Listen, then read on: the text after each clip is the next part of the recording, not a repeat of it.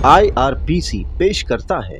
नबी अकरम सल्लल्लाहु अलैहि वसल्लम की जो शिक्षा और तालीम थी उसमें human life, human dignity and human honour को सबसे ऊपर रखा गया, सबसे ऊपर, याद रखिए। वमा अर्सलनाका इल्ला रहमतन लिल आलमीन। हमारे लिए ज़रूरी है, मुसलमानों के लिए, कि हम भी उठ खड़े हो, उन शिक्षाओं को सबसे पहले जाने, उसको हम पढ़ें और फिर अपने ज़िंदगी में, आचरण में, जिसको बोलते अमल में लाए उसको।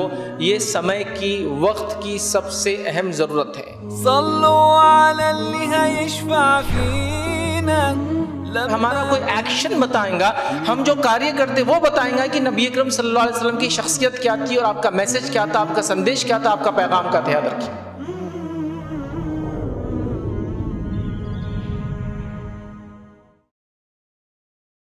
बिस्मिल्लाहिर्रहमानिर्रहीम।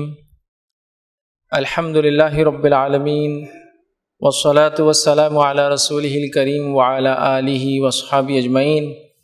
रब्बि इश्रह लि सदरी व यस्सिर लि अमरी वहलुल उक़दतम मिन लिसानी यफ़क़हू क़ौली।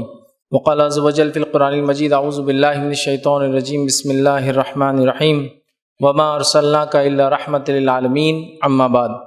तमाम तारीफ़ें उस अल्लाह अज़्ज़ व जल्ल के लिए लायक़ व ज़िबा है जो तमाम जहानों का बनाने वाला और उसे पालने वाला है, और दरूद व सलाम उसके आखिरी नबी मोहम्मद सल्लल्लाहु अलैहि वसल्लम पर मैं आप सबका इस्तक़बाल इस्लामी तर से करता हूँ। अस्सलामु अलैकुम व रहमतुल्लाहि व बरकातुहू। अल्हम्दुलिल्लाह, आज हम तमाम यहाँ जो इस कॉन्फ्रेंस में जमा हुए हैं, जिसमें जो मेरा टॉपिक है, जो मेरा उन्वान है, वो ये है कि नबी अकरम सल्लल्लाहु अलैहि वसल्लम, मोहम्मद सल्लल्लाहु अलैहि वसल्लम रहमतुल लिल आलमीन, और आपका पैगाम क्या था।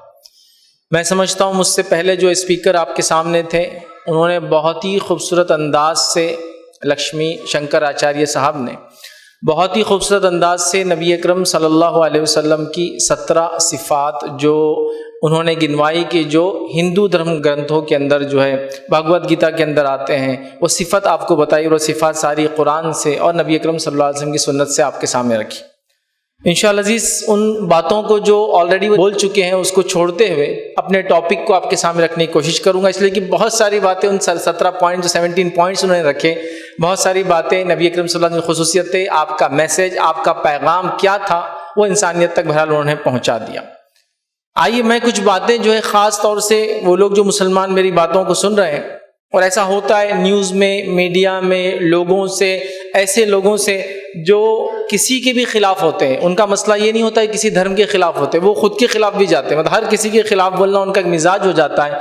तो वो किसी मुस्लिम को देखेंगे तो इस्लाम के खिलाफ बोलेंगे, किसी हिंदू को देखेंगे तो जात पात के बारे में बोलेंगे, ऊंच नीच करेंगे, तो किसी को भी देखकर उनका मकसद होता है सिर्फ सताना, याद रखिए।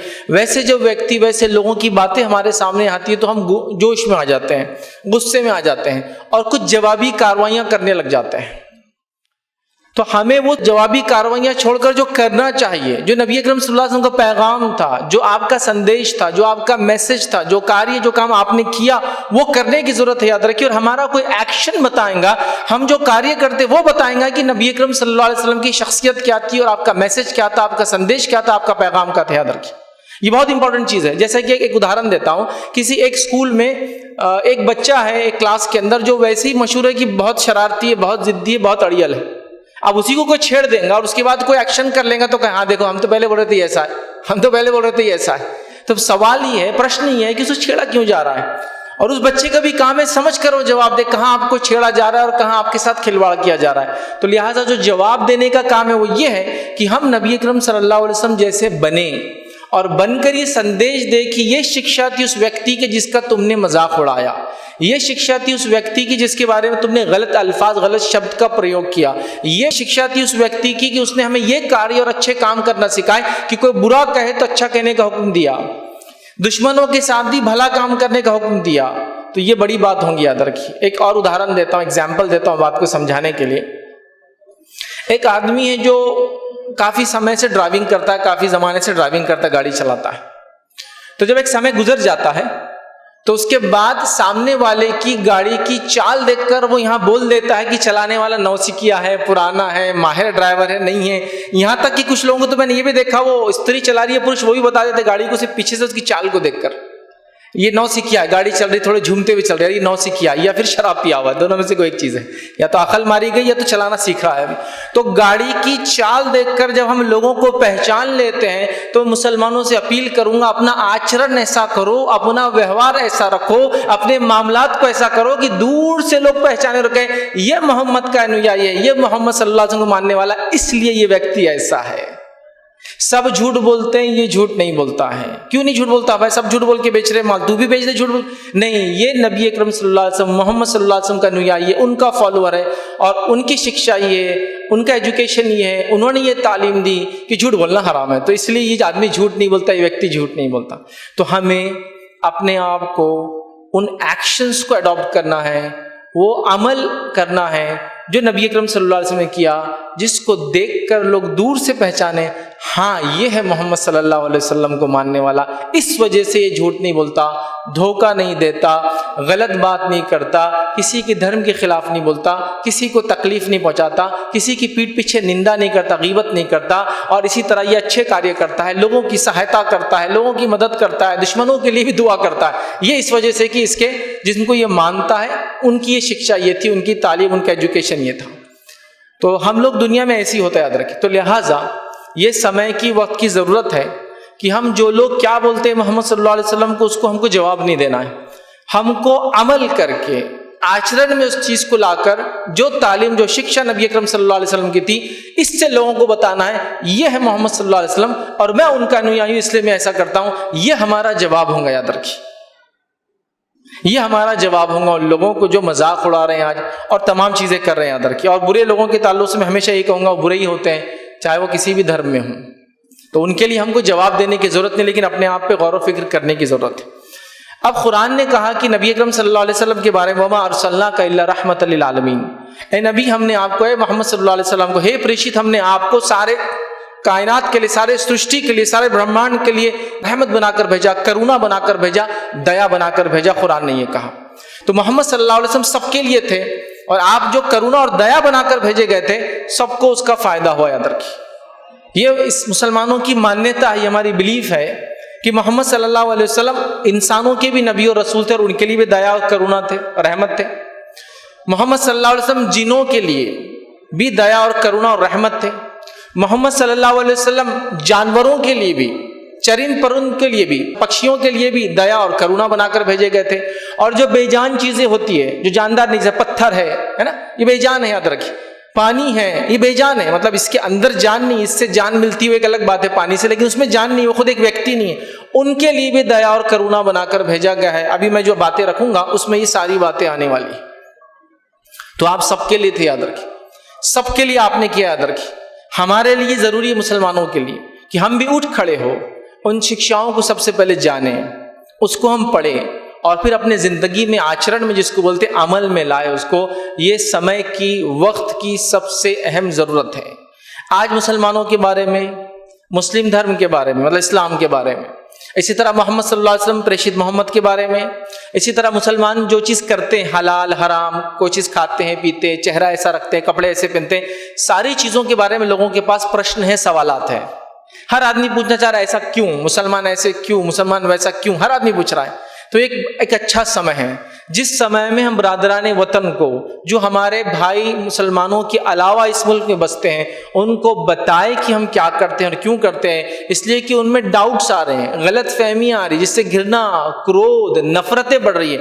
जिसका एक उदाहरण मैं देता हूँ। किसी समय में, ये बातें आपको मालूम है, याद रखिए, कि हम कुछ एरियो में रहते, तो एरियो में सारे लोग रहते थे, मतलब एक इलाका है, नई बस्ती बसे, तो हिंदू, मुसलमान, सिख, ईसाई और जो बरादरियां, कबीले, खानदान और अलग कास्ट और ट्राइबल्स जो भी रहते, सब रहते थे। अभी एरिया डिफाइंड है, पूरे एरिया डिफाइंड है। वो मुस्लिम एरिया, ये हिंदू एरिया, वो दलित एरिया, ये आदिवासी एरिया, सब सेग्रीगेट हो गए। मतलब इतने लोग एक दूसरे से भयभीत हैं, इतने डरे हुए हैं कि अब रहते भी लोग अलग अलग, याद रखिए, एक साथ रहना भी उनको नामुमकिन नजर आ रहा है। तो ऐसे समय में क्या ये जरूरी नहीं है, जिस एक धर्म पर, जो कि दुनिया का द्वितीय, सेकंड लार्जेस्ट रिलीजन है, जिसको लोग फॉलो करते हैं, मतलब हर 5 व्यक्ति में से एक व्यक्ति इस जो पृथ्वी पर रहता है वो मुसलमान है, क्या ये जरूरत नहीं है कि हम लोगों को अपना धर्म बताएं? जैसा कुछ लोगों को तलाक पे इशू हो गया था, कुछ लोगों को मुसलमानों की शादी पे मसला हो रहा है, कुछ लोग कह रहे मुसलमान दाढ़ी क्यों रखते हैं तो उनकी औरतें पर्दा क्यों करती है, मुसलमान ऐसी चीजें क्यों खाता है, ऐसी चीजें क्यों पहनता है। तो एक अच्छा समय है लोगों को हम बताएं। देखिए किसी बाजू वाले को मेरे पे शक है तो मैं अब उसको बात करूं या शक को और बढ़ाऊं खामोश रहकर, ये अच्छा समय है लोगों को बताया जाए कि धर्म क्या है, ताकि जो गलत धारणा गलत फहमियाँ फैल रही है दूर हो। याद रखिए, और मोहम्मद सल्लल्लाहु अलैहि वसल्लम की सीरत को आम करना ये वक्त का अहम तकाजा। याद रखिए, तो मैं ये कहूँगा अपनी ज़बान में, आज जो नबी अकरम सल्लल्लाहु अलैहि वसल्लम पर इल्ज़ामात है, आज जो नबी अकरम सल्लल्लाहु अलैहि वसल्लम जो दीन लेकर आए उसके बारे में लोगों को गलत फहमियाँ हैं, आज जो लोगों को कुरान पर डाउट्स है, मुस्लिम कल्चर पे, उनके ट्रेडिशंस पर, उनके रख रखाव पर, रहन सहन पर है, ये हमारी कहीं ना कहीं गलती थी कि हमने लोगों तक उस संदेश को, उस पैगाम को, उस मैसेज को नहीं पहुंचाया ताकि वो खुद देख ले, वेरीफाई कर ले कि नहीं इस्लाम ऐसा नहीं है जो बोला जा रहा है, इस्लाम ऐसा है, ये देखो अमल ऐसा है। या कम से कम ऐसे उदाहरण हम अपने इलाकों और अपने बस्तियों में बनाएं कि जब मीडिया में कोई गलत बात बताई जाए तो वहां के कम से कम लोग बोले नहीं मुसलमान ऐसा नहीं होता, मैंने मुसलमानों को देखा हूं वो ऐसे नहीं रहते, ये बात बिल्कुल गलत है, मैं इसकी गवाही दे सकता हूं। ऐसे लोग भी नहीं हमारे पास आज, चूंकि हम बता ही नहीं रहे। तो ये हाई टाइम है अपने जिसको कहेंगे अमल को, हम नबी अकरम सल्लल्लाहु अलैहि वसल्लम जिंदगी को अमल में लाए और लोगों तक इस पैगाम को पहुंचा। आइए, नबी अकरम सल्लल्लाहु अलैहि वसल्लम जो सारे आलम के लिए रहमत थे, आपका पैगाम क्या था अंदर की? तो आपका पैगाम रहमत का था, मोहब्बत का था, उल्फत का था, ब्रदरहुड भाईचारे का था, अच्छी जिंदगी साथ में गुजारने का था और लोगों को जो है मिलाने का था। याद रखिए, लोगों को नफरत दिलाने, दूर करने का नहीं था। आप चाहते थे कि इंसानियत सुख से और शांति के साथ रहे और उसके लिए समाज में जो जो चीजें होनी चाहिए थी वो सारी चीजें आपने बताई। याद रखिए, उनमें से कुछ बातें आज मैं आपके सामने रखूंगा। याद रखिए, जो इंपॉर्टेंट एस्पेक्ट्स है, जो मैंने बेहतर समझी आप लोगों के सामने रखूं ताकि ह्यूमैनिटी तक, इंसानियत तक भी ये पैगाम जाए कि नबी अकरम सल्लल्लाहु अलैहि वसल्लम कैसे रहमत थे, कैसे रहमतुल आलमीन थे। याद रखिए, तो आपने तो कई पैगाम दिए। याद रखिए, उस पैगाम में सबसे अहम पैगाम था मानव जीवन का महत्व, इंसानी जिंदगी को सबसे इंपॉर्टेंस दिया।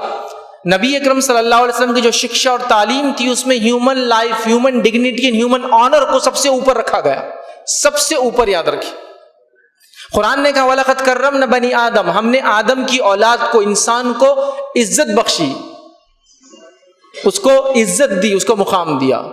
जिसको मैं यूं समझा सकता हूं, कुछ लोग उसको समझ नहीं पाते हैं कि अगर एक 2000 का नोट हो, एकदम कड़क हो, उसमें कोई क्रीस नहीं है, अभी कोई बल नहीं दिया, बोला नहीं आपने उसको, तो उसकी वैल्यू कितनी है? मार्केट में जाके उसको खर्च करोगे तो कितना प्रोडक्ट आएगा? 2000 का आएगा। लेकिन अगर उसको आपने फोल्ड कर दिया, फोल्ड तो दो होते, एक क्रीज पड़ जाती है उसके बीच में, तो उससे उसकी कुछ वैल्यू कम होती है? नहीं, वो 2000 का ही चलता है, 2000 का सामान आता है। अब वो नोट को आपने 4 फोल्ड कर दिया, मतलब और मोड़ दिया, 4 बार, 8 बार मोड़ दिया, तो क्रीज से बढ़ते जा रही उस पर। और किसी बच्चे ने हाथ में लेके गलती से नोट को पूरा ऐसा दबा दिया, वो नोट गलती से नीचे गिर गया, वो नोट गलती से पानी में चला गया, वो नोट वॉशिंग मशीन में जाकर धुल कर आ गया। लेकिन अगर अभी साबित है तो वैल्यू कितनी होंगी उसकी?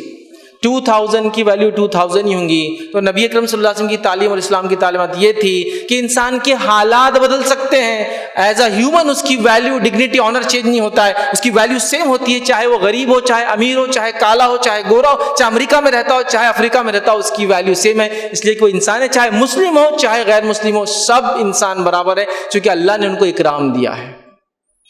ये तालीम थी नबी अकरम सल्लल्लाहु अलैहि वसल्लम की। इसलिए आपने कभी किसी इंसान को हकीर नहीं समझा, नीचा नहीं समझा, हर किसी से मोहब्बत की याद रखी। तो human life, human dignity, human honour. और कुरान ने कहा कि जिस किसी ने एक इंसान की जान ली, उसकी मिसाल ऐसी, उदाहरण ऐसा जैसा उसने सारी मानवता की जान ले ली। बिना किसी कारण के एक व्यक्ति को मारना सारी इंसानियत को मारने के बराबर है। और कुरान ने आगे कहा वमन अहयाहा फकअन्नमा अहयन्नास जमीआ, और किसी ने एक व्यक्ति की अगर जान बचा ली तो उसकी मिसाल ऐसी, उसका पुण्य ऐसा है, उसका सवाब ऐसा है कि उसने सारी मानवता को, पूरी ह्यूमैनिटी को जिंदगी दी, सारी इंसानियत को जान दी, इतना उसका सवाब है। तो इंसानी जान का बड़ा महत्व याद रखिए। सबसे पहले बताया नबी अकरम सल्लल्लाहु अलैहि वसल्लम। इस्लाम में कुछ लोग ये समझते किसी का खून बहा देना, टेररिस्ट एक्ट कर देना, किसी को कत्ल कर देना मामूली बात है, आसान है। नहीं, इस्लाम के अंदर हम लोग जब नमाज पढ़ते हैं तो वजू करते हैं, तो जब वजू करते हैं तो हमको वजू में ज्यादा पानी बहाने से मना किया गया है। जो वाटर लेते हैं ना तो ज्यादा नहीं लेना, एक बार धोना उस अंग को, उस आजा को जो धोते वन टाइम में अगर ना धुले तो 2 टाइम्स, और मैक्सिमम कितनी बार? 3 टाइम्स, 3 से ऊपर नहीं धो सकते। तो जिस धर्म के अंदर पानी ज्यादा मत बहाओ बताया गया, वो धर्म कैसे अनुमति देगा खून बहाने की किसी के? बताइए आप। पानी का हिसाब किया जा रहा है कि बस धो तो एक बार ले लो। प्रेषित मोहम्मद तो पानी को इतना बचाते कि हदीस में, उनके वचन में आता है कि 500 ग्राम के 500 ml के अंदर आप पूरा वजू कर लेते। जो अंग शरीर के धोना होता है नमाज के लिए, वो 500 ml के अंदर धो लेते थे। तो जो धर्म पानी को बचाओ बोल रहा है, वो कैसे खून बहाने की आज्ञा अनुमति देंगे? आप सोच सकते हैं खाली। तो इंसानी जान सबसे अहम है, याद रखिए, बताया। इसी तरह एक औरत थी जिसने एक ऐसा कार्य किया था जिसके लिए उसको कैपिटल पनिशमेंट दी गई, सजाए मौत बोलते हैं उसको उर्दू भाषा में। कैपिटल पनिशमेंट दी गई। वो आई सजा लेने के लिए, उसको लाया गया तो पता चला वो गर्भवती है। गर्भवती है, लेकिन गौर से सुनिए, वो अनमैरिड भी है, वो शादीशुदा भी नहीं है। गर्भवती है, शादीशुदा नहीं, और कैपिटल पनिशमेंट दी गई है। प्रेषित ने क्या कहा उससे मालूम आपको? आज भी इस समय में लोग क्या करते हैं ऐसे बच्चों के साथ, आपको मालूम है, मुझे बोलने की जरूरत नहीं। उस समय में 1450 साल पहले प्रेषित ने क्या कहा? पाप तेरा था, गुनाह तेरा था, सजा तुझे मिलेंगी। अभी ये अजन्मा है, जन्म के बाद आना, फिर तेरी सजा सुनाई जाएंगी। और उस औरत को छोड़ दिया गया। उस बच्चे के जन्म लेके जब वो आई और कहा कि अब उसको जन्म हो गया बच्चा, तो कहा बच्चे का भी हक है, वो माँ का दूध पीता है, जब दूध पीना छोड़ देगा तब उसको सजा मिलेंगी। जब बच्चे ने दूध पीना छोड़ दिया तब उस औरत को जो सजा थी दी गई। आप अंदाजा लगाइए।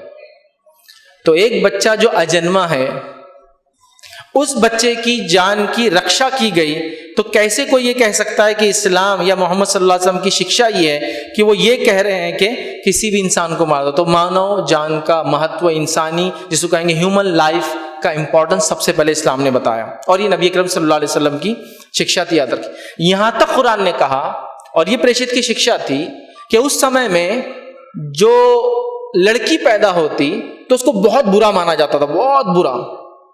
अब बुरा मत लगने दीजिए, आज भी कुछ लोगों का ऐसी ख्याल है, उनको लगता है लड़के ही सब कुछ है, लड़कियां कुछ भी नहीं। उस समय में ऐसी था। अब उनके पास तो कोई मशीनें थी नहीं कि वो पहले से पता करे गर्भवती औरत के उसमें उसका लिंग क्या है, मेल है या फीमेल है, लड़का है लड़की है, तो मालूम करना बिल्कुल नामुमकिन था। तो बर्थ के बाद, पैदा होने के बाद वो देखते, अगर लड़की होती तो जिंदा दफना देते, मतलब बच्ची दिखी ले जाते, रेगिस्तान में मिट्टी खोदते और अंदर डाल देते। कुरान ने इस व्यक्ति को और ऐसे लोगों के बारे में कहा, क्या कहा सुनिए। उस बच्ची से पूछा जाएगा रोज़े क़यामत, जब वो उठेंगी दोबारा, जब डे ऑफ जजमेंट होगा, हिसाब व किताब होंगे सारे इंसानियत के, तब उस बच्ची से प्रश्न होगा किस जुर्म में तुझे मारा गया। यहाँ विद्वान लिखते हैं, इसको मुफस्सिर बोलते हैं उर्दू के अंदर, वो विद्वान लिखते हैं अल्लाह ताला ईश्वर उस माँ बाप से बात करना पसंद नहीं करेंगे, इसलिए उस बच्ची से प्रश्न होगा कि तुझे किस जुर्म में मारा गया। बताइए वो मासूम क्या जवाब देंगी? आजकल तो बड़े टेस्ट आ गए, तो लोग आसानी से जाते हैं, बोलते अभी 500 खर्च कर दो तो बाद के 5 लाख से बच जाते हैं। ये जुर्म है, ये गुनाह है, और इस्लाम तो ये कहता है उस बच्ची से उस रोज सवाल होगा तुझे किस जुर्म में मारा। अब सोच लो वो माता पिता, वो बच्ची क्या जवाब देंगी, और वो माता पिता अल्लाह को क्या जवाब देंगे। तो इस्लाम ने अजन्मे के बारे में, लड़की के बारे में ये सब कहा। तो इस्लाम में मानव जीवन का बहुत ज़्यादा महत्व याद रखें। दूसरी जो शिक्षा याद रखी बहुत बड़ी, जो प्रेषित मोहम्मद ने दी, आप रहमतुल आलमीन थे, सारे आलम के लिए दया और करुणा लाए थे, तो आपने क्या दी? दूसरी शिक्षा याद रखिए, औरतों का मुकाम। स्त्री को उस जमाने में औरत का कोई मुकाम नहीं था, कोई मुकाम नहीं, मतलब कोई मुकाम नहीं था उस समय में जब प्रेषित आए थे। और सारी सभ्यताएं उस जमाने में जो चल रही थी या उससे पहले थी, Babylonian, Mesopotamian, Sumerian, Egyptian, Europe में कहीं थे, चाइनीज थे, और कई सिविलाइजेशंस, अलग अलग जगहों पर अलग अलग सभ्यताएं थी। औरत का, स्त्री का क्या उसमें मकाम था? आप देखिए 1450 साल पहले के समय में चले जाइए। उस समय में प्रेषित मोहम्मद ने स्त्री को इतने अधिकार दिए कि सबसे पहले कहा, क्या कहा कि अगर कोई व्यक्ति, उसको 3 बेटियां हो जाए और वो 3 बेटियों की अच्छी से शिक्षा दे, उनका ब्याह कर दे अच्छे से, तो वो मेरे साथ जन्नत में होगा, मतलब मेरे साथ जन्नत में करीब रहेगा। किसी ने सवाल किया, प्रश्न किया, हे प्रेषित 2 के लिए क्या बोलते हैं आप? क्या 2 को ऐसा करने वाला भी जन्नत में जाएगा, स्वर्ग जाएगा? तो कहा 2 के लिए भी यही है। फिर एक व्यक्ति और उठा, हे प्रेषित 1 स्त्री के लिए क्या, मतलब 1 ही लड़की थी मुझे, अगर मैंने ऐसा किया, तो कहा 1 का भी किया तो जन्नत में जाएगा। एक रिवायत में, एक दूसरी हदीस के अंदर आता है, आपने कहा कि 3 बेटियां या 3 बहनें हो, और 3 बहनों की शादी ब्याह कर दे, उनको अच्छे से रखे, और जो तकलीफें उनकी परवरिश में, पालने में आती है ना, बच्चों को पालने में क्या तकलीफें नहीं आती, तो वो स्वर्ग में जाएगा। तो ये कर दिया औरत का मुकाम, जन्नत में जाने की वजह बता दिया। माँ के बारे में कह दिया उसके कदमों के नीचे जन्नत है। एक व्यक्ति ने आके प्रश्न किया, सवाल किया कि हे प्रेषित मोहम्मद सल्लल्लाहु अलैहि वसल्लम, मेरे माँ बाप है, माता और पिता है, तो माता और पिता में किसका अधिकार, किसका हक पहले, किसकी खिदमत करूं, किससे पैसे खर्च करूं, पहला कौन है, राइट, फर्स्ट किसका है, तो कहा माँ का सेकंड, तो कहा माँ का थर्ड अधिकार किसका है, तो कहा माँ का, तो कहा फोर्थ अधिकार किसका है, तो कहा पिता का, फिर बाप का। मतलब देखिए माँ को मुकाम पहला, मतलब जिसको एक मैं आम जबान में बोलता हूं, gold medal goes to mother, सोने का तमगा भी माँ को चला गया, औरत को गया। Silver medal goes to mother, silver का तमगा भी सेकंड भी कहा, पहली बार भी कहा माँ, दूसरी बार भी अधिकार माँ का, तीसरी बार का, अब तीसरा अवार्ड क्या था, ब्रॉन्ज मेडल, वो भी माँ को चलेगा। बाप को क्या मिला, बेचारे को कंसोलेशन प्राइज ही मिल रहा है ना, सर्टिफिकेट मिलता पार्टिसिपेशन का। चौथी बार कहा वालिद का दर्जा, बाप का दर्जा, माँ का दर्जा देखिए 3 गुना। पैरों के नीचे कहा उसके जन्नत है, मतलब उसकी खिदमत कर ले, फिजिकल पैर के नीचे नहीं, खिदमत कर ले, खुश कर दे, राजी कर ले, स्वर्ग चला जा। ये औरत का मुकाम दे दिया। औरतों को बोलने का अधिकार दिया गया। आप बोलेंगे ये कौन सा अधिकार है, ये तो इतनी आम बात है। नहीं, उस समय में नहीं था। औरतों को ना दुनिया में बात करने का अधिकार था, ना धर्म की बात करने का अधिकार था। उस समय में उनको दुनिया की बात करने का अधिकार दिया गया, उनको धार्मिक बात करने का अधिकार दिया गया। उस समय में ये सारी अनुमति दे दी गई। एक औरत, उमर एक शासक थे, जिसको बोलेंगे खलीफा बोलते हैं अरबी भाषा के अंदर, जो प्रेषित मोहम्मद के बाद दूसरे नंबर पे आए। प्रेषित मोहम्मद के देहांत के बाद पहले अबू बकर के बाद आए उमर, ये दूसरे खलीफा थे। अब खलीफा जो होता है, याद रखिए, वो बादशाह जैसा नहीं होता है, वो डेमोक्रेसी जैसा होता है। मतलब हर किसी को उसकी रियाया को हक होता है उससे बात करने का, उसको जो चाहे बोलने का, क्रिटिसाइज करने का, उसकी अच्छी बातों पे तारीफ करने का, बुरी बातों पे रोकने का। बादशाह को ऐसा नहीं, बादशाह तो जो चाहे वो करता है। तो उमर को एक औरत आती है रास्ते में, मतलब औरतों को कितने अधिकार दिए प्रेषित मोहम्मद ने कि उमर के समय में एक औरत आती है जो खलीफा है मुसलमानों के, और कितने बड़े उस पर राज्य था। आखिर में बोलता हूँ ये पूरा वाकया सुनाने के बाद, ये घटना सुनाने के बाद, तो वो औरत आती है और रास्ते पे खड़ रहकर बात सुनाती है, और उमर आता है जो खलीफा है मुसलमानों के, सिर्फ उसकी बात को सुनते हैं और फिर इज्जत के साथ उसको कहते हैं ठीक है। लोग पलट के देखते, उमर ये कौन औरत थी और तुम कैसे सुना दी। मतलब एक औरत को अधिकार था कि वक्त के बादशाह को, खलीफा को बात सुनाने का। अब उमर कितनी बड़ी सल्तनत के खलीफा, जरा वो बता देता हूं आपको मैं। जब उमर शासक थे, जब वो हुकूमत कर रहे थे, तो उनके अंडर में अप्रोक्सीमेटली 32 कंट्रीज आते थे। आज के समय के टोटल एरिया जिस पे हुकूमत कर रहे थे वो था 20 लाख स्क्वायर माइल्स, 20 लाख मुरब्बा मील। मतलब एक तरफ शाम था, सीरिया आज के जमाने का, तो दूसरी तरफ जो है इंडिया की, अफगानिस्तान की बॉर्डर तक आ रही थी हुकूमत। तो 32 कंट्रीज का ये अकेला बादशाह है, और एक औरत को रास्ते में रोककर बात सुनाती है और वो खामोशी सुनता है। ये है औरतों के अधिकार, ये राइट्स इस्लाम ने उनको दिए थे कि वो एक बादशाह को भी रोककर बात कर सकती थी उस समय में, जबकि औरतों के कोई अधिकार नहीं थे, उनकी कोई इज्जत और मुकाम नहीं था। अरब तो औरतों को बेचने लेने देने की चीज समझते थे, इस्तेमाल की चीज समझते थे। अब वो वाकया सुनाने का समय नहीं है, तो ये मुकाम था, तो इस्लाम ने ये दिया। इस्लाम ने उनको ये अधिकार दिया अपनी राय देने का। औरतें अपनी राय देती थी, मतलब राइट टू वोट बोलूंगा आम जबान में। ये कब मिले, इंडियन, मतलब जिसको कहेंगे वर्ल्ड पॉलिटिक्स आप पढ़िए, हर कंट्री का आप ले लीजिए, 100 साल से पहले किसी औरत को राइट नहीं थे। आज भी यूएस जैसे स्टेट के अंदर औरतें लड़ रही है, किस लिए लड़ रही मालूम, राइट टू इक्वल वेजेस, दोनों को बराबर तनख्वाह मिलना चाहिए बोलकर। वहां मर्दों को अलग तनख्वाह मिलती है, औरतों को अलग तनख्वाह मिलती है उतना ही काम करने का। अभी वहां वो लड़ रही है। इस्लाम ने 1450 साल पहले प्रेषित मोहम्मद ने ये सारी चीजें, रहमतुल आलमीन थे, तो औरतों के लिए भी रहमत था। तो आपने उनको सब कुछ दे दिया, उनको राइट टू वोट दिया, राइट टू टॉक दिया, राइट टू रिलीजियस जिसको कहेंगे प्रैक्टिस, प्रीचिंग, सबका दिया, और उसके साथ साथ सारे अधिकार जो उनको होना चाहिए सब मिले। यहाँ तक के उस समय में जबकि ब्रिटिशर्स ने, अमेरिका को ले लीजिए जी, अमेरिका ने तकरीबन मैं समझता हूँ 20th सेंचुरी के अंदर औरतों को इजाज़त दी पुलिस और मिलिट्री फोर्स में जाने की। इस्लाम में 1450 ईयर्स बैक उनको परमिशन था, वो पुलिस फोर्स में भी जा सकती थी और मिलिट्री के अंदर भी पार्टिसिपेट करती थी। प्रेषित ने अपने समय में करवाया, उसके बाद भी चलता रहा। वो डॉक्टर्स बनती थी उस समय में, वो खुद अपने खेतों में खेती करती थी। एक वाकया आता है कि प्रेषित की जो साली साहिबा थी, उनकी बीवी की जो बहन थी, वो एक बार अपने खेत से गट्ठा अपने सर पे डाल के ले जा रही थी। ये मैं उस समय की बात कर रहा हूँ जिस समय में औरतों को बहुत सारी सभ्यताओं में खेत में जाने की भी इजाजत नहीं थी, क्योंकि उनके अंदर वो शारीरिक तौर से किस समय से गुजर रही है उसके हिसाब से वो जाना नहीं जाना वो तय किया जाता था।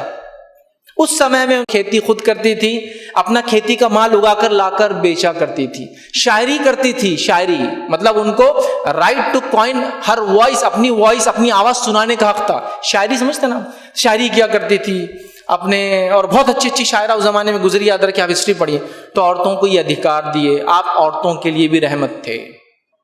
तीसरी चीज लूंगा, याद रखिए, आप यतीमों के लिए भी रहमत थे। यतीम समझते आप? समाज का वो व्यक्ति, वो लड़का या लड़की जिसका पिता देहांत कर गया हो, मर गया हो, याद रखिए, उसके बालिग होने से पहले उसको बोलते हैं यतीम, ऑर्फन। ठीक है, तो ऑर्फेंस का हक दिया। क्या कहा? जो ऑर्फेंस का, यतीम का माल खाएगा ना हक, वो अपने पेट में आग भर रहा है। दूसरा कहा, जो यतीमों की किफालत करेगा, मतलब यतीम को संभालेगा, शिक्षा देगा, उसको जो कुछ करना चाहिए बच्चे जैसा अपना करते करेगा, वो मेरे साथ जन्नत में रहेगा। तो यतीम को क्यों कहा? ये यतीम समाज का सबसे कमजोर इंसान होता है। कितना कमजोर होता है यतीम? देखिए, यतीम कौन होता है, उसकी तकलीफ क्या होती है, मैं नहीं बता सकता हूं। जो यतीम था वो समझ सकता है। सोचो खाली इस मेरी बात को। आप एक बच्चे हैं, यतीम है, आपको कोई छेड़ दिया। देखिए, गरीब का बच्चा मेरा, कोई छेड़ दिया तो एक बात तो जरूर बोलता है, वो मेरे बाप को लेकर आऊंगा मैं, मुझे छेड़ना नहीं। एक यतीम के पास वो बोलने को शब्द भी नहीं रहते कि मेरे बाप को लाऊंगा, जो उसका बाप ही नहीं होता है, एकदम लीस्ट में होता है। पैसा भी नहीं है, कुछ भी नहीं है, असर नहीं है, मुकाम नहीं है, तो कम से कम इतना तो उसके लिए सहारा होता है ना दुनिया का। तो यतीम के पास वो भी नहीं रहता, उसको बाप नहीं रहता है, तो वो सबसे कमजोर इंसान है समाज का। तो उसकी हेल्प करो, उसका माल को हाथ मत लगाओ, बुरी नीयत से उसके करीब मत जाओ, यतीम को पालो, उसको संभालो, उसको शिक्षा दो, उसको पढ़ाओ लिखाओ, उसको अपने बच्चे जैसा रखो। अभी वक्त नहीं हो, समय नहीं बताने का। तो यतीमों का क्या मतलब? समाज के सबसे कमजोर फर्द का हक और अधिकार बताया। चौथी बात, जुल्म को खत्म कर दिया। जुल्म समझते आप? किसी को सताना, तकलीफ देना, हक मानना, उसका हिस्सा ले लेना, और अलग अलग टाइप्स होते हैं। कोई पोजीशन मार के ले लेता है, कोई रिश्वत खिला के किसी का हक ले लेता है, कुछ भी होता है। तो जुल्म को बना के और कहा, जुल्म रोजे क़यामत जुल्मात की वजह बनेगा। जुल्मात अंधेरों को बोलते हैं। जुल्म दुनिया में करना, आखिरत में जुल्मात अंधेरा। आखिरत का अंधेरा क्या है? मरने की बात की जीवन का अंधेरा, जहन्नुम, नर्क में जाना है। तो क्या दुनिया में जुल्म करोगे, आखिरत में जुल्मात की वजह होंगी। तो कोई व्यक्ति ये कह नहीं सकता कि एक मुसलमान है आदमी और वो जुल्म करता है, क्योंकि जुल्म करने वाला मुसलमान नहीं हो सकता। अच्छा, क्योंकि प्रेषित ने उसको मना किया, इस्लाम ने उसको हराम करार दिया। याद रखिए। इसी तरह जो है, पांचवी चीज याद रखिए, इस्लाम ने, प्रेषित मोहम्मद ने जो सारे आलम के लिए रहमत थे जो दी, वो याद रखिए, उन्होंने जात पात के निजाम को खत्म कर दिया। इस्लाम में कोई किसी पैदा होने की वजह से ऊंचा और नीचा नहीं होता। यहां तक के याद रखिए, कोई व्यक्ति ऊंचा नीचा होता, हर आदमी कर्मों से ऊंचा या नीचा होता है। कर्म से, पैदाइश से, बर्थ से, जन्म से नहीं हमारे पास। तो प्रेषित मोहम्मद ने कहा कर्म से, और सिर्फ बोला नहीं, करके बताया। प्रेषित मोहम्मद ने, जो कि उस समय में सबसे ऊंचे खानदान से थे अरब के, और पॉलिटिकली सबसे ताकतवर खानदान से थे आप, अपनी सगी फुफेरी बहन का विवाह, निकाह एक आजाद करदा गुलाम से किया। उस समय में जात पात लोगों में होती, और वो जात पात के नीचे गुलाम रहता। गुलाम की कोई जात पात नहीं होती, सबसे निचला हल्का इंसान, तो कोई वैल्यू नहीं। यहां तक कि उसकी अगर कोई जान भी ले ले तो उसकी कोई सजा नहीं थी उस समय में। मतलब कभी तो ऐसा होता कि मैंने कोई गलत काम किया, बोलता मेरे गुलाम को मार दो, मेरे बदले जाओ, उसको मार दिया जाता, भेड़ बकरियों जैसे बेचा जाता। उस समय में एक गुलाम जिसको आजाद कर दिया गया था, उससे विवाह करके बताया कि हम वाकई में जात पात को नहीं मानते। ऊंच नीच वो है जो तकवा, ईश्वर से कितना भय कौन सा इंसान रखता है, कितना डर रखता है, कितने अच्छे कार्य करता है, कितनी नेकियां करता है, कितने पुण्य करता है, उसका मुकाम ऊंचा नीचा ईश्वर के पास है। लेकिन दुनिया में हम ऊंच नीच नहीं कर सकते, सिर्फ रंग कलर की वजह से, जन्म की वजह से, पैसे की वजह से, पोजीशन की वजह से, कोई इलाकों में रहने के हिसाब से। आज होता है ना, अमेरिका में रहने वाला ऊंचा और अफ्रीका में रहने वाला नीचा। नहीं, कोई ऊंचा नीचा नहीं होता। प्रेषित मोहम्मद सल्लल्लाहु अलैहि वसल्लम ने इसके उदाहरण दिए कि हम ऊंच नीच नहीं मानते। आपके सबसे अच्छे दोस्तों में से एक दोस्त कौन थे? सबसे अच्छे दोस्तों में एक दोस्त थे, इनका नाम था बिलाल। बिलाल कौन थे मालूम को? बिलाल एक अफ्रीकी गुलाम थे, इथोपियन स्लेव थे, और ये प्रेषित के सबसे अच्छे दोस्तों में से एक थे। लोगों को पता था, कितना मुकाम है सोचो आप। इस तरह जुलैबीब, एक बड़ी अच्छी किताब है, एक अमेरिकन इंसान ने लिखी है। उसने लिखा ब्लैक्स अराउंड द प्रॉफिट। नबी अकरम सल्लल्लाहु अलैहि वसल्लम के अतराफ में जो अफ्रीकन लोग थे, ब्लैक्स ये अमेरिकन टर्म है, ब्लैक्स, ब्राउन्स एंड व्हाइट्स, समझे? व्हाइट्स मतलब गोरे जो अमेरिकन वगैरह होते हैं, ब्लैक्स बोलते हैं अफ्रीकी लोगों को, और ब्राउन बोलते हैं एशियन लोगों को, ठीक है? तो उसने लिखा कि नबी अकरम सल्लल्लाहु अलैहि वसल्लम के अतराफ में कितने लोग थे जो अफ्रीकी नस्ल के थे और आपके जान पहचान दोस्ती में थे। तो आपने सिर्फ बोला नहीं, अमल करके बताया कि इस्लाम वाकई में ऊंच नीच को नहीं मानता। तो ये शिक्षा दी, ये आपकी रहमत थी कि हम ऊंच नीच को नहीं मानते। कोई इंसान उसकी पैदाइश से, उसके रंग से ऊंचा नीचा नहीं होता, सब अपने कर्मों से ऊंचे और नीचे होते। जिसके जितने अच्छे कर्म वो ईश्वर अल्लाह का उतना मुकाम, जिसके जितने घटिया कर्म वो उतना बुरा मुकाम रखता है अदर के। ठीक है, इसी तरह जो है नबी अकरम सल्लल्लाहु अलैहि वसल्लम ने जो रहमत थे आलम के लिए, उन्होंने गरीबों के लिए बहुत कुछ किया। आपकी छठी जो तालीम रख रहा हूँ, शिक्षा रख रहा हूँ, वो क्या किया? ज़रूरतमंदों को देने का कहा। आइए मैं एक हदीस सुनाता हूँ, आपका वचन सुनाता हूँ। हदीस सही मुस्लिम की है, किताब है जिसमें जमा किया गया। उसमें वचन में अल्फाज सुनिए, शब्द देखिए उसकी क्या है। आपने कहा कि अल्लाह ताला रोज़े क़यामत प्रश्न करेगा एक इंसान से। अल्लाह ताला मरने के बाद आदमी जब उठेगा तो प्रश्न करेगा। क्या प्रश्न करेगा? सुनिए, एक आदमी से सवाल करेगा, ऐ मेरे बंदे, मैं भूखा था, तूने मुझे खाना नहीं खिलाया। इंसान कहेगा, ऐ अल्लाह, तू कैसे भूखा रह सकता है? तू तो दुनिया को खिलाने वाला है, सारे आलम को खिलाने वाला है, सारे सृष्टि का निर्माण तूने किया, तू कब भूखा था और कब मैंने नहीं खिलाया? तो अल्लाह कहेगा, तुझे पता था मेरा फला बंदा भूखा था, फला मेरा भक्त भूखा था, अगर तू उसको खिला देता तो मुझे पा लेता, मतलब मेरी नजदीकी पा लेता, अपने गुनाहों के लिए क्षमा पा लेता, तू मुझे पा लेता। दूसरा प्रश्न, ऐ मेरे बंदे, मैं प्यासा था, तूने पानी नहीं पिलाया। बंदा कहेगा, ऐ अल्लाह, तू कब प्यासा था और मैं कब पानी नहीं पिलाऊंगा? तू तो, अल्लाह तो सबकी प्यास बुझाने वाला। अल्लाह कहेगा, तू जानता था फला मेरा बंदा, मेरा भक्त प्यासा है, अगर तू उसको पानी पिलाता तो मुझे पा लेता। आप समझे? तो इस हदीस के अंदर देखिए तीसरी बात और आती, ऐ मेरे बंदे, मैं बीमार था, तू मेरी तीमारदारी को नहीं आया। बंदा कहेंगे, अल्लाह तू कैसे बीमार हो सकता है? अल्लाह कहेंगे, फुला मेरा बंदा बीमार था, अगर तू वहां जाता तो मुझे पा लेता। तो ये लोगों की मदद और सहायता करने की बात है नहीं है, खिलाओ पिलाओ पहनाओ, ये बहुत बार हदीस के अंदर आता है। प्रेषित मोहम्मद ने लोगों को खिलाया पिलाया पहनाया। लोगों को खिलाने पिलाने पहनाने के लिए आपने खुद मांगा। एक हदीस में आता है, यमन से कुछ लोग आए, यमन जो है सऊदी के एक नीचे मुल्क था उस समय में, तो वहां से कुछ लोग आए, इतने गरीब थे कि प्रेषित बहुत रोए उनको देखकर कि कैसे लोग आए, और लोगों से खुद मांगा कि लोगों इनके लिए ला कर दो, और लोग आके देते गए जो उनके पास था। तो आपने लोगों को खिलाने की बात की, लोगों को पहनाने की बात की, लोगों के साथ अच्छा सलूक करने की बात की। इंसानों को जिन चीज़ों की ज़रूरत है आप वो तमाम चीज़ों की रहमत थे, है ना। तो भूखों के लिए आप जो भी समाज के अंदर लोग हैं, एक मुसलमान होने के नाते आपका कर्तव्य है, याद रखो ये, कि आप दूसरों का ख्याल रखिए। एक प्रेषित का वचन सुना तो हदीस सुना तो सुनिए गौर से, हदीस क्या हदीस है, मुसलमानों खास तौर से सुनो। वो व्यक्ति सच्चा मोमिन नहीं, वो व्यक्ति सच्चा मुसलमान नहीं जिसका पड़ोसी भूखा और वो खाना खाकर सो जाए। हदीस में ये नहीं कहा कि वो मुस्लिम है या गैर मुस्लिम है, पड़ोसी भूखा सोता है तो तुम अच्छे मुसलमान नहीं हो, ये बात लिख कर रख लो मेरी बस। ये नहीं कहा पड़ोसी मुसलमान हो, पड़ोसी क्रिश्चियन है क्या, पड़ोसी यहूदी है क्या, पड़ोसी बुद्ध है क्या, पड़ोसी महावीर को मानने वाला क्या, या पारसी, कुछ नहीं कहा। पड़ोसी भूखा हो और अगर तुम खाकर सोते हो तुम सच्चे मुसलमान तो नहीं, ये बात तो लिख कर रख लो। तो आप सच्चे मुसलमान है बताना है ना, तो हमको नारे लगाकर नहीं बताना है, लोगों के साथ अच्छा सलूक करके बताना है, प्रेषित की शिक्षाओं को जिंदगी में लाकर बताना है। इसी तरह इन्वायरमेंट के लिए भी आप रहमत थे, उसके लिए भी काफी सारे उसूल आपने दिए। आइए कुछ बातें बताता हूँ। रास्ते के अधिकार भी आपने बताए, इंसानों के बताए, जानवरों के बताए, वो तो आ रहे हैं अभी, लेकिन रास्ते के अधिकार कुरान ने तो यहां तक कहा, जो आदमी मुसाफिर होता है ना उसको इब्ने सबील कहते हैं अरबी भाषा में। इब्न कहते बेटे को, सबील कहते रास्ते को, इसका माना रास्ते का बेटा। मुसाफिर को रास्ते का बेटा कहा, क्योंकि वो रास्ते पर है और सफर में बहुत सारे मुश्किलात आती। पहले जमाने में तो बहुत ही कठिन होते थे, सफर पे लोग जाते तो जिंदा आएंगे नहीं आएंगे वो भी नहीं मालूम होता था, तो रास्ते का बेटा कहा। तो रास्ते के भी अधिकार बता दी। क्या क्या अधिकार बताए? एक हदीस में एक वचन में कहा, लानत हो शख्स पर, या इन्वायरमेंट माहौलियात के बारे में क्या कहा सुनिए, लानत हो उस व्यक्ति पर, लानत हो उस व्यक्ति पर, लानत। मैं समझता हूँ लानत का शब्द वर्ड बहुत कॉमन है, सब समझते हैं। लानत का अर्थ होता है, मीनिंग होता है, वो दुआ है किस्म की, दुआ नहीं बद्दुआ है किस्म की, कि तू सारी अच्छाइयों से दूर हो जाए, इसको बोलते हैं लानत। बहुत कॉमन वर्ड है, बोला जाता है उर्दू में भी, हिंदी में बोलते हैं लोग।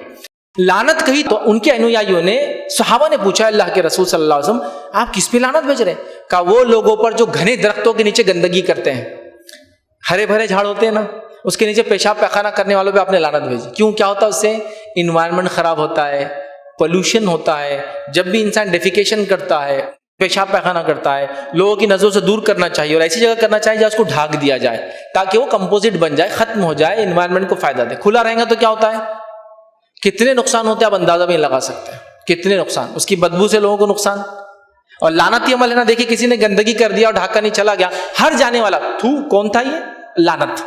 लोग भेजते नहीं भेजते, गाली तक लोग देखते हैं ना, अरे कौन था ये, और गाली देते हुए जाते हैं। कई जगह लोग लोगों की दीवारों पेशाब कर देते हैं, कितनी बदबू आती है, हर आदमी लानत भेजते हुए जाता है। तो कहा घने दरख्तों के नीचे मत करना गंदगी, लानत है ऐसे व्यक्ति पर। ये हुआ नहीं हुआ इन्वायरमेंट की बात। अबू दाऊद की एक रिवायत है, एक हदीस है, इसके अंदर तो ये तक अल्फाज है, जो सिद्र के झाड़ को काटे। सिद्र एक किस्म का झाड़ होता है, उसको बहुत घने पत्ते होते हैं और अरब के इलाके में उगता है और बहुत कम आता है, बहुत कम आता है। अरब में वैसे झाड़ कम लगते हैं, ये आज का अरब नहीं है, उस जमाने में समय, आज तो गार्डन लगाते हैं अरब खुद, उस जमाने में वैसा नहीं था। तो कहा जो सिद्र के झाड़ को काटे अल्लाह उसको जहन्नुम में डाले। एक घने दरख्त को जो रास्ते से काट देगा, जो कितने लोगों के साया बनता है, पक्षियों के लिए फायदा होता है, फल लगते हैं, कहा अल्लाह उसको जहन्नुम में डाले। तो झाड़ का है माहौल, इन्वायरमेंट का कितना ख्याल रखा। सुनिए हदीस, आप सल्लल्लाहु अलैहि वसल्लम ने फरमाया अगर तुम्हें पता हो कल क़यामत है, अंतिम प्रलय है, दुनिया समाप्त होने वाली है कल, ऐसा किसी को नहीं मालूम है, लेकिन आप कह रहे हैं अगर तुम्हें मालूम भी हो जाए कल अंतिम प्रलय क़यामत है, आज समय मिले तो एक झाड़ लगा दो। अभी भी अगर समय मिलता तो एक झाड़ लगा दो। इससे ज्यादा महत्व झाड़ का किसने बताया कि झाड़ काटने से जहन्नुम की सजा, और झाड़ लगाने के लिए कहा जा रहा है कि इतना इंपॉर्टेंट काम है कि क़यामत भी आ रही है तो लगाने का समय मिले थोड़ी देर पहले लगा दो। कर रहे हैं इस पर हम अमल।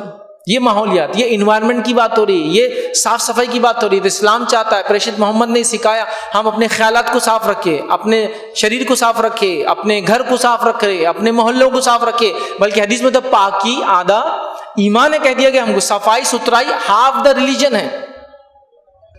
तो ये समझने की बात है, नहीं है, समझने की बात है, इसको समझो। ये रहमतुल आलमीन का पैगाम था। आप जानवरों के लिए भी रहमत थे, उनके लिए भी हमको पैगाम सुनाया। कहा एक व्यक्ति एक परिंदे को एक बोर्ड पे लगा के निशाने की प्रैक्टिस कर रहा था, तीर से उसको उसने हदफ बना दिया था, टारगेट प्रैक्टिस कर रहा था उससे। आपने कहा लानत है उस व्यक्ति पर जो परिंदे, जिंदा परिंदों को लगा के प्रैक्टिस करे उसके ऊपर। आपने देखा है गधा था, गधा, किसी ने उसके मुंह पर वो जो होता है ना, उनको आंख से उसके निशान बना देते किसका जानवर है बोल के, होता है ना, सील होती है, तो किसी ने उसके मुंह पर मार दी थी। आपने कहा लानत है उस शख्स पर जिसने गधे के मुंह पर यह किया, क्योंकि जानवरों को उससे तकलीफ होती है, मना किया आपने याद रखी। तो जानवरों के भी अधिकार बताए। एक बार जो है उनके अनुयायी सहाबा, उनके सर पे एक चुड़िया मंडरा रही थी।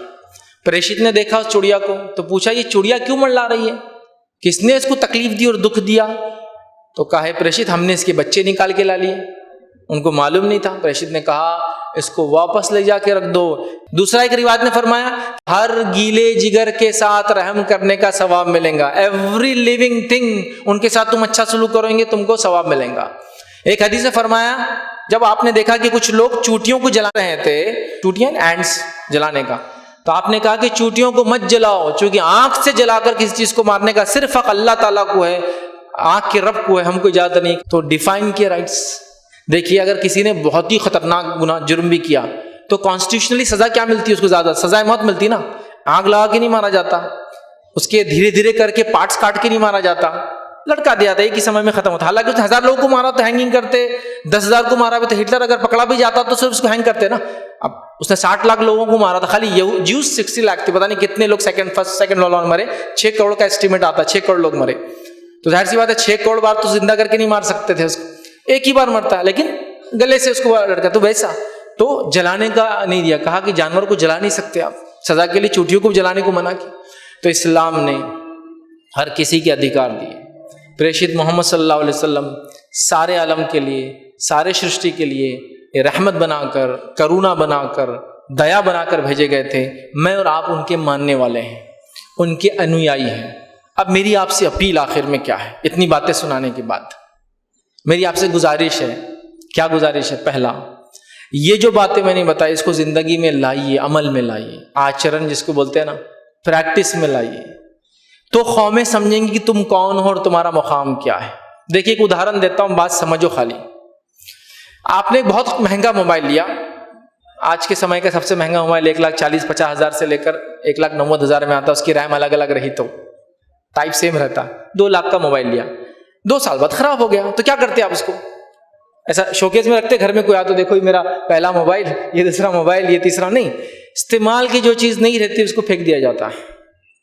पता ही चला सबसे कीमती चीज भी अगर इस्तेमाल में ना आए तो उसको लोग निकालने की सोचते हैं। तो लोगों की जरूरत बनो, लोगों की जरूरत बनो, तालीम में आगे बढ़ो, सोशल वर्क में आगे बढ़ो, समाज को देने के बारे में सोचो, हर चीज में आगे जाओ, साफ सफाई का ख्याल रखो, वो सारे काम करो जो नबी अकरम सल्लल्लाहु अलैहि वसल्लम बता कर गए। अल्लाह ना करे कि रोज़े क़यामत खुद नबी अकरम सल्लल्लाहु अलैहि वसल्लम हम पर इल्जाम लगाए कि तुम वो लोग थे जिनकी वजह से मैं बदनाम हुआ इस दुनिया के अंदर। मैंने तो पाकी को आधा ईमान डिक्लेयर करके चले गया, तुमने ना अपने आप को साफ रखा ना अपने महलों को साफ रखा। होगा नहीं होगा ये, हम लोग वजह नहीं बन रहे। लोगों को तो ये दिखता था कि लोगों को ही नहीं मालूम धर्म ग्रंथ क्या है, किताबों में क्या लिखा हुआ है। वो तो आपके अमल जो सामने दिखता है ना, उससे पता लगा लेते आप कौन है। अब मैं यहाँ खड़े खड़े थूक दिया स्टेज पे अभी, तो आप लोग क्या बोलेंगे? पता नहीं कहाँ से आए थे, सूट बूट पहनकर, इतनी अकल नहीं, थूकते नहीं है।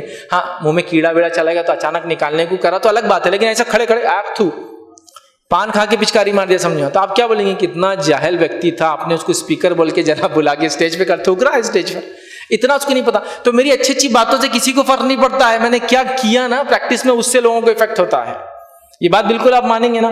तो बस अपील है कि अब आपको ह्यूमैनिटी की नीड्स को पूरा करना है, इंसानों की ज़रूरतों को पूरा करना है, नबी अकरम सल्लल्लाहु अलैहि वसल्लम की तालीमात को आम करना है, आपकी शिक्षाओं को लोगों पे लागू करना है, लोगों को बताना है कि हम रहमतुल्लिल आलमीन के उम्मती है, इसलिए हमसे जो नज़दीक आता है रहमत का हिस्सेदार होता है, रहमत ले जाता है और फ़ायदा उठाता है हमारा।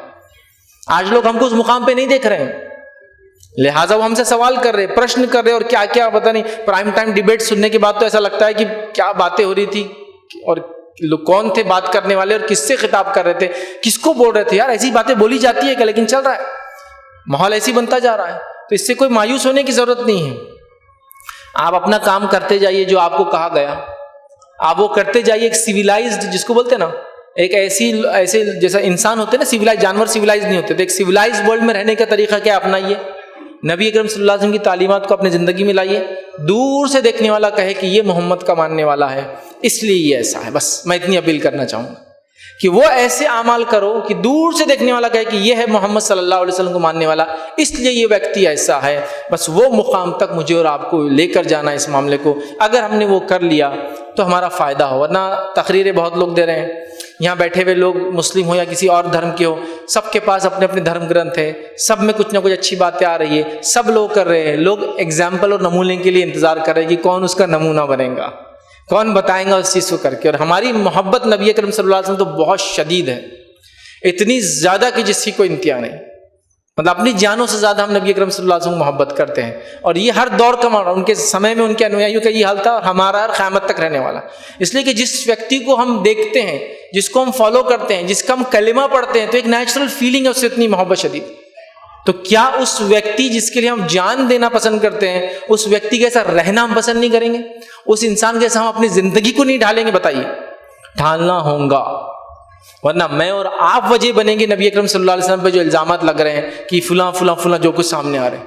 हम अमल करेंगे और अमल करके बताएंगे कि ये हमारे नबी थे, उनकी तालीम थी कि कोई भूखा ना रहे, उनकी तालीम थी कि गरीबों की मदद की जाए, उनकी शिक्षा थी कि हम लोगों के पीठ पीछे बात ना करें, उनकी शिक्षा थी कि हम लोगों की सहायता करें, उनकी मदद करें, उनकी शिक्षा थी कि गरीबों की मदद करें, निचलों को उठाए, जो समाज के जो दबे हुए तबके होते हैं उनके लिए हम कार्य करें। कितनी ज़रूरत है। आपका इलाका तो यहाँ मैं समझता हूँ एक मेजर इलाका है जो पिछड़ा माना जाता है, आदिवासी माना जाता है। वो तो आपकी नीड, उनको तो डेवलप करना है, अर्बनाइज करना है, वो लोगों को काफ़ी चीज़ों की ज़रूरत है आपकी, तो आप निकलिए, ह्यूमन नीड है अदर की।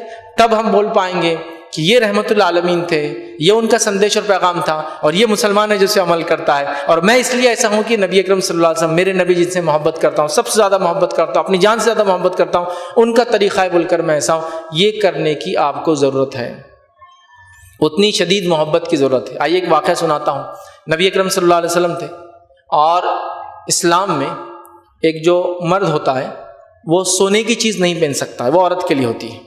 सोना मना है उसको, सोना पहनना, चांदी की अंगूठी पहन सकता है लेकिन सोना नहीं। तो एक नौजवान आया और उसके हाथ में एक सोने की अंगूठी थी और पहन कर आया। तो प्रेषित ने देखा और गाल कर फेंक दिया और कहा, क्या तू चाहता है कि रोज़े क़यामत तुझे आंख की अंगूठी पहनाई जाए? तो कहा नहीं। अब दूसरे लोग आए और कहा कि अपने घर में औरतें हैं ना, स्त्री है, औरतें हैं, उनको दे दो ले आके, उनके लिए तो जायज़ है ना पहनना। तो कहा, इसको मेरे रसूल ने फेंक दिया, इसको मैं अब कभी नहीं उठाऊंगा। इसलिए कि उन्होंने नहीं कहा घर की औरतों, अब मैं नहीं उठाऊंगा। उसने उसको वैसे ही छोड़कर सोने की अंगूठी चला गया। ये मोहब्बत की एक मिसाल दे रहा था। दूसरों ने क्या कहा, उठा लो, घर में औरतों को देना। कहा ये तो बात ठीक है, लेकिन नबी ने ये नहीं कहा ना औरतों को दो, उन्होंने फेंक दिया, तो मैं तो ऐसी चीज़ को नहीं उठाऊंगा, और उन्होंने नहीं उठाया। तो ये मोहब्बत थी। तो तकाज़ा ही हम प्रैक्टिस में लाए। तो लिहाजा बस इसी पे अपनी बात को मैं ख़त्म करूँगा। नबी अकरम सल्लल्लाहु अलैहि वसल्लम सारे आलम के लिए रहमत थे। मैं गुजारिश करूँ हम मुसलमान भी सारे आलम के लिए रहमत बन जाए, उस मैसेज को लेकर चलने वाले बन जाएं, उस पैगाम को आगे बढ़ाने वाले बन जाएं, और एक लेगेसी क्रिएट कर दे हर इलाके के अंदर कि ये वो लोग हैं जो मोहम्मद सल्लल्लाहु अलैहि वसल्लम के मानने वाले हैं, और ये काम करते हैं। हमारी पहचान बन जाए, अल्लाह के रसूल ने जो हमको बताया वो काम हमारी पहचान बन जाए। उस काम से लोग पहचाने कि ये मोहम्मद सल्लल्लाहु अलैहि वसल्लम मानने वाले, ये ऐसा ही करते हैं। जहाँ आते इलाकों को डेवलप कर देते हैं, साफ सफाई इनके पास सबसे ज़्यादा होती है, लोगों की मदद में सबसे आगे होते हैं, भूखे को पसंद नहीं करते, उसको खिला के पेट भर देते हैं, नंगों को देखना पसंद नहीं करते, उनको कपड़ा पहनाना चाहते हैं, प्यासों के लिए पानी का इंतजाम करते हैं, मुसाफिरों के लिए खिदमत करते हैं, बीमारों के लिए बीमार दवाओं का इंतजाम करते हैं, दवाखानों करते हैं, और खुद शिक्षा में आगे आते हैं और लोगों को एजुकेट करना चाहते हैं। जो अपने लिए पसंद करते हैं वो तमाम इंसानियत के लिए पसंद करते हैं। वैसे इंसान बनने की बहरहाल हमें ज़रूरत है। इसी पर अपनी बात को मैं ख़त्म करूँगा। अल्लाह रब्बुल इज़्ज़त से दुआ है कि अल्लाह सुब्हानहू तआला हमको रहमतुल लिल आलमीन जैसा बनने की तौफीक अता फरमाए। जब तक हमें ज़िंदा रखे, इस्लाम और ईमान पर ज़िंदा रखिए, खात्मा हमारा ईमान पर हो। आखिर दावाना अल्हम्दुलिल्लाहि रब्बिल आलमीन। सुब्हान रब्बिका रब्बिल इज़्ज़ति अम्मा यसिफून व सलामुन अलल मुरसलीन वल्हम्दुलिल्लाहि रब्बिल आलमीन।